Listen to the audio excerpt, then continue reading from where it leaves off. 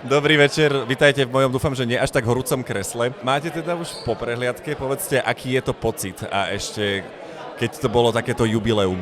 V každom prípade adrenalín to bol. Bol to veľký adrenalín, najmä za 2 minúty prezrieť všetky tie modely. Ale veľmi sa teším, že sme si to všetci užili a že si môžem vydýchnuť a oslavovať. A máte pocit, že každým rokom nejak prekonávate sama seba, v zmysle, že je to vaša méta prekonať samú seba vždy, keď navrhujete novú kolekciu? Ja mám rada to, že môžem tvoriť. Ja nechcem afirmovať nejaké prekonávanie a nejaké prekotné vzdušné zámky.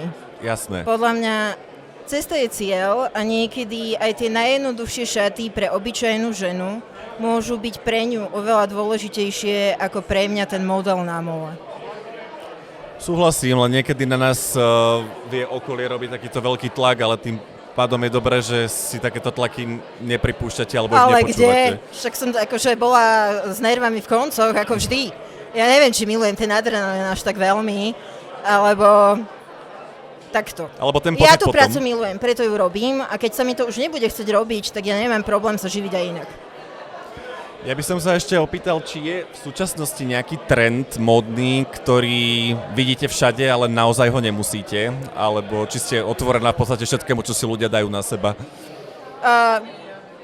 Oblikajte sa ako chcete, majte gule, oblečte si každý deň inú svoju osobnosť.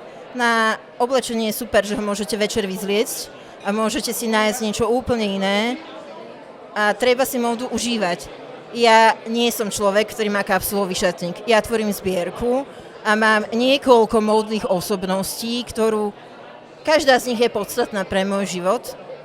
Ja niekedy chcem byť streštený šašo, ktorý si užíva farby a niekedy chcem byť elegantná dáma v čiernom a s perlami. A ja každému odporúčujem, aby módu bral ako zábavu a niekedy ako terapiu. Amen. Ďakujem krásne za toto posolstvo. Snažím sa žiť rovnako. Užívajte si to. Užívajme si to, že sme tu, lebo my tu už zajtra byť nemusíme. To je veľmi jednoduchá poučka. A neberme sa moc vážne. Realita je kurva krúta. Počuli ste. Ďakujeme krásne. Krásny Sledujte večer. Spot Slovensko.